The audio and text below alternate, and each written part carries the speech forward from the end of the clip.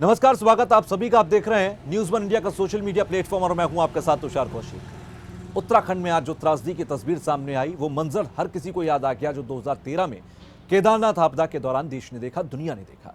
और आज एक बार फिर से वैसा ही मंजर उत्तराखंड में फिर देखने को मिला। जोशीमठ के अंदर, जोशीमठ के ऊपर से एक ग्लेशियर पिघलकर आता है जो कि ऋषिगंगा में मिल जाता है और उसके बाद एक बांध उसकी चपेट में आता है। बांध टूटता है, नदी का प्रवाह असीमित हो जाता है।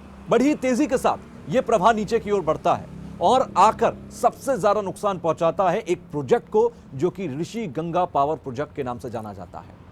ऋषिगंगा एक नदी है जो कि जोशीमठ के आसपास से होकर बहकर आती है और नीचे धौलीगंगा में आकर मिलती है। यह गंगा पर बना हुआ एक प्रोजेक्ट है और धौलीगंगा में जहां पर आकर वो मिलती है वहीं पर टरबाइंस लगाकर बिजली उत्पादन की जाती है और बिजली का उत्पादन जो होता है, इसी पूरे प्रोजेक्ट को नाम दिया गया ऋषिगंगा पावर प्रोजेक्ट। लेकिन उसके डेवलपमेंट और एक्सटेंशन के लिए लगातार वहां पर काम चल रहा था।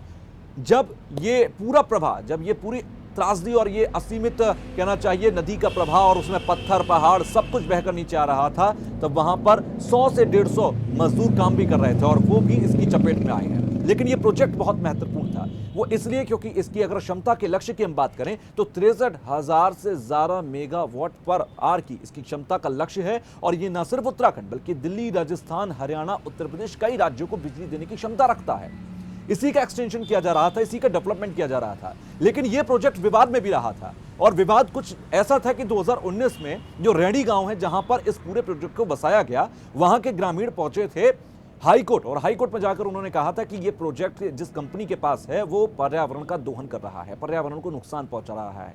वहां पर विस्फोट करके पहाड़ तोड़े जाते हैं, वहां का जो ऐतिहासिक एक मार्ग है उसको भी वहां पर नुकसान पहुंचाया जा रहा है। और क्योंकि ये रैणी गांव जो है वो इतिहास में अगर जाएं तो संविधान की जो लड़ाइयां रही और जो तमाम आंदोलन रहे उसके लिए भी बहुत महत्वपूर्ण है। तो ऐसे में वहां के ग्रामीणों ने कहा कि वहां पर तमाम जो रूल्स हैं उनका वायलेशन किया जा रहा है और हाईकोर्ट ने अंधेरगर्दी इस शब्द से इस पूरी कंपनी और इस पूरे पर्यावरण के दोहन को कहा था कि अंधेरगर्दी चल रही है, इस पर लगाम लगाई जानी चाहिए।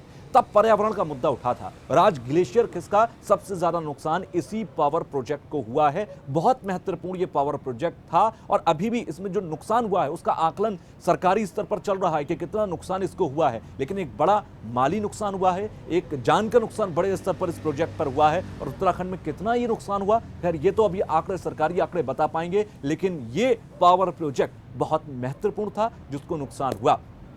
फिलहाल के लिए मुझे इस वीडियो में इजाजत दीजिए। आगे भी तमाम ऐसी जानकारियों के लिए आप न्यूज़ वन इंडिया के सोशल मीडिया प्लेटफॉर्म के साथ बने रहिए। नमस्कार।